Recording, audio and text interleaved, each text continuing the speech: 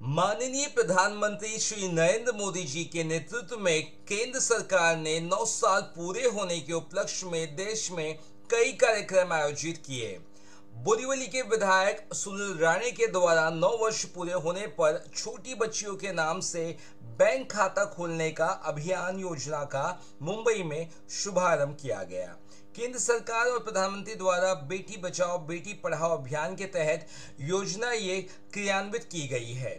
बोरीवली विधायक श्री सुनील राणे द्वारा बेटी बचाओ बेटी पढ़ाओ अभियान के तहत रविवार को मधुरम बैंक्वेट में आयोजित एक कार्यक्रम में 5वीं कक्षा तक की 100 से ज्यादा बालिकाओं को बैंक बचत खाता पासबुक का वितरण किया गया। श्री सुनील राणे के द्वारा खोले गए प्रत्येक खाते में 1000 रुपए जमा किए गए हैं। गौरतलब है कि विधायक श्री सुनील राणे समय समय पर ग्रामीण और शहरी क्षेत्रों में बालिकाओं की शिक्षा के लिए कंप्यूटर टैब, साइकिल वितरण, देश भर में शहीद सैनिकों की बेटियों को निःशुल्क लैपटॉप वितरण समय समय पर करते आ रहे हैं।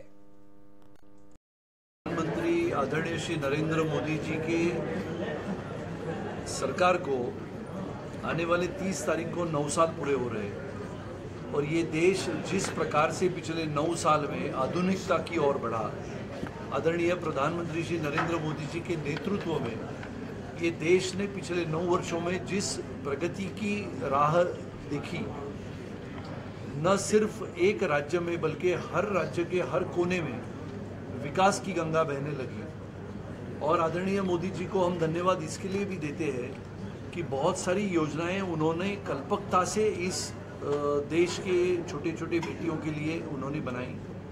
शिक्षा का क्षेत्र हो, सेना का क्षेत्र हो, अलग अलग क्षेत्रों में हमारी बेटियां पढ़े बढ़े आगे चले, इसके लिए उन्होंने बेटी बढ़ाओ बेटी पढ़ाओ अभियान, जो अलग अलग अभियानों से भी सर्वश्रेष्ठ है। ये देश की छोटी छोटी बच्चियां, छोटी बेटियां आगे बढ़ के आगे बढ़े, इसके लिए बहुत ही कल्पकता से योजनाएं बनाई और वो योजनाएं कल्पकता से वास्तविकता में उतारने के लिए प्रयास किए। और इसके लिए आज अभी हम सभी यहाँ पर बोरीवली में ये हमारी छोटी छोटी बेटियों के नाम पे हमने बैंक के खाते खोले हैं और स्टेट बैंक ऑफ इंडिया के माध्यम से कोई दूसरी में है, कोई तीसरी में है, कोई पहली में है, ये छोटे बेटियों के नाम पे खाते। ऐसे नहीं है कि सिर्फ उनके माँ और पिताजी के नाम पे बैंक अकाउंट है, वो तो सबके होते हैं, लेकिन ये छोटी बेटियों के नाम पे खाता खोल के उसमें करीबन 100 बेटियों के नाम पे खाता खोल के हमने उसमें 1000 रुपये भरे हैं। और अगर ये देश भर में ये योजना चली तो हमारी ये बेटियां जब बड़ी हो जाएगी, 18 साल की हो जाएगी, तो उसमें अलग अलग योजना के माध्यम से जो पैसे हम भरेंगे इनके लिए, वो 18 साल के पश्चात जब वो बड़ी होगी और आगे की शिक्षा हासिल करने के लिए भारत में या भारत के बाहर उसको जाने के लिए प्रयास करेगी, तो उस पैसे का लाभ उसको आने वाले समय में शिक्षा के लिए होगा। ये बहुत ही अभिनव अनोखा प्रयोग है और मैंने उसकी शुरुआत हमारे विधानसभा के क्षेत्र में उसकी शुरुआत की है। 100 बेटियों के नाम पे हमने अकाउंट खोले, उनमें से आज जितनी बेटियां यहाँ पर उपस्थित है उनको हमने पासबुक का वितरण किया। एक छोटी बैंक, जो हम छुट्टा पैसा वो बैंक में डालते हैं, जब हम सब बच्चे हुआ करते थे तो वो छोटा पिगी बैंक लेके हम भी घूमते थे, ऐसे इनके हाथों में भी वो हमने बैंक दिया है। और ये पासबुक के माध्यम से एक नया कार्यक्रम छोटी बेटियों को हमारे साथ जोड़ने का और उनका जो सपना है उनके दृष्टि से भारत को आगे बढ़ाने का। भारत एक शक्तिशाली राष्ट्र हो, लेकिन वो शक्तिशाली राष्ट्र कब बनेगा जब इन बेटियों को हम बढ़ा के आगे बढ़ाएंगे, तब ये हमारा भारत इनके कंधों पे आने वाले 20 वर्षों के बाद मजबूती से खड़ा होगा। इसके लिए ये एक नया प्रयास, नई पहल, नई दिशा की ओर हमारी बेटियों को पढ़ाने के लिए हमने प्रयास किया। मन की बात कार्यक्रम भी रखा गया और नए संसद भवन का उद्घाटन भी है। पहले बार आज मन की बात का कार्यक्रम हमने सभी ने, आदरणीय प्रधानमंत्री श्री नरेंद्र मोदी जी की मन की बात का कार्यक्रम आज हमने इनके माता पिताओं के साथ यहाँ पर बैठ के सुना। आज 28 तारीख है। इस देश को हिंदुत्व की विचारधारा देने वाले स्वातंत्र्य वीर सावरकर जी की 140वीं जन्म जयंती है। वो जन्म जयंती के उपलक्ष्य में भी हमने स्वातंत्र्य वीर सावरकर जी के प्रतिमा को, उनकी पवित्र स्मृति को अभिवादन किया, कोटि कोटि वंदन किया। और उसके पश्चात आदरणीय प्रधानमंत्री श्री नरेंद्र मोदी जी ने नए संसद भवन का आज उद्घाटन किया। ये देश में पहले का जो संसद भवन था, जिसका इतिहास था, और ये नया संसद भवन जो आने वाले समय से आधुनिक भारत की एक नई पहचान बनेगा। स्वतंत्रता का संग्राम, स्वतंत्रता का इतिहास, आज़ादी के वो 75 वर्ष जिसको हम अमृत महोत्सव कहते हैं, वो सभी बातों का, सभी चीज़ों का और सभी घटनाओं का इतिहास हमारे पुराने संसद भवन में है। और ये नया संसद भवन जो आने वाले हिंदुस्तान के गर्वशाली, शक्तिशाली होने का एक नया अंदाज हम सबको देगा। आज हमारे पास 545 सांसद है जो हमारे संसदीय क्षेत्र से चुनाव जीत के आते हैं। करीबन 200 के ऊपर हमारे राज्यसभा के सांसद है। जब नए सिरे से 2026 में जनगणना होगी, मतदाताओं के माध्यम से नए मतदार क्षेत्र बनेंगे, तो वहाँ पर करीबन 888 का संसदीय क्षेत्र बनेंगे, यानी 888 सांसद चुन के आएंगे। करीबन 300 के ऊपर राज्यसभा के सदस्य होंगे, यानी करीबन 1000 के ऊपर के सांसद जहां पर बैठने की व्यवस्था होगी। आधुनिक स्तर का वो कार्यक्रम उनको जानकारी मिलेगी।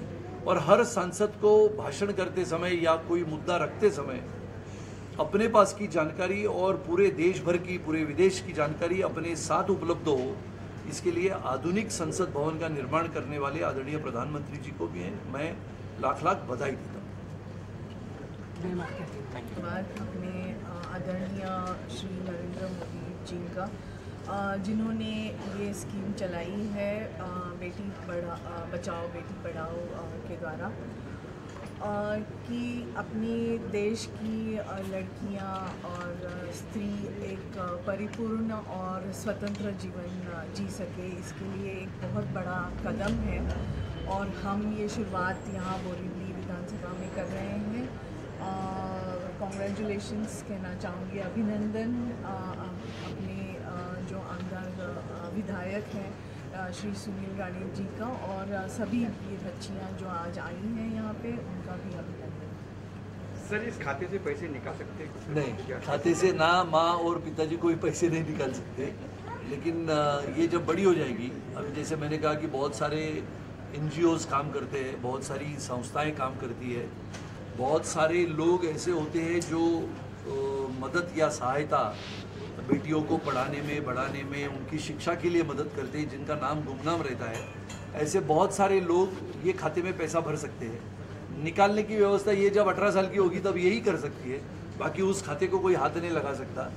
माँ और पिताजी कोशिश भी करें तो हमको तुरंत पता लगेगा कि माँ बैंक में गई है। इसके लिए ये सबको हमने, अभी बड़ी हो जाएगी तो हम सिखाएंगे कि अपना बैंक बुक आगे आने वाले समय में कैसा चला। सर, आप अभी महाड़ा में गए थे, बैठक भी किए थे। लोगों का कहना है आप जब से महाड़ा जाएंगे लोगों का तो काम है और 300 पे क्या करें? मैं तो मिल मजदूरों के लिए, मिल मजदूर ये मेरे दिल का विषय है। मेरे पिताजी विधायक थे, मंत्री थे, लेकिन वो पहले मिल मजदूर थे। और इसके लिए मिल मजदूरों को घर मिले। पिछले कई वर्षों से लगातार जिन्होंने अपने पसीने से, खून से इस मुंबई में बसी हुई मिलों में काम किया, चाहे वो उत्तर प्रदेश से आया हो, बिहार से आया हो, महाराष्ट्र से हो, गुजरात से हो, ये मिलों की ज़मीन तो करोड़ों के भाव में बिल्डरों के हाथ में चली गई। लेकिन जिस मजदूर ने इस मिल में अपना पसीना बहाया, उसको हमने घर देने का वादा किया था। उस वादे को पूरा करने के लिए मैंने माड़ा में अभी जिम्मेदारी ली है और मैंने ऐलान किया है, एजेंट को दिखाओ 5000 रुपया मेरे से इनाम ले लो। और अगर एजेंट दिखे और ये साबित हो गया कि ये एजेंट हमारे गरीब मिल मजदूर को भड़का रहा है और उसका घर लेने के लिए प्रयास कर रहा है, तो उसको भी जेल में डालने का प्रयास मैं करूँगा। सर, आपने ये भी कहा है कि वहाँ पे जो भी आते हैं, राहत करने को नहीं रहता है या फिर सोने को नहीं रहते, उनको वहाँ पे होगा क्या करें? नहीं, कोने कोने में से आने वाले हमारे मिल मजदूर भाइयों और बहनों को मैं इतना ही कहना चाहता हूँ कि आप अभी बिंदास्त आइए। ये सरकार शिंदे फडणवीस जी की सरकार है और उसमें मिल मजदूरों को हक का घर देने के लिए जिम्मेदारी मेरे ऊपर दी हुई है।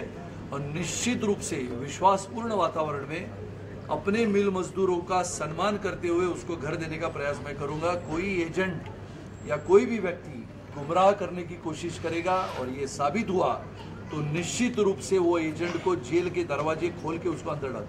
सर, लाखो मिल मजूर आहेत, तुम्ही या लाखो मिल मजुरांमध्ये कसं पोहोचणार आहात आणि त्यांच्यासाठी काय काय तुम्ही प्लॅनिंग केलेलं आहे? लाखो मिल मजदूर आहेत ही गोष्ट खरी आहे। 1,74,000 गिरणी कामगारांनी रजिस्ट्रेशन केलं होतं, त्यापैकी 15,000च्या लॉटऱ्या झाल्या।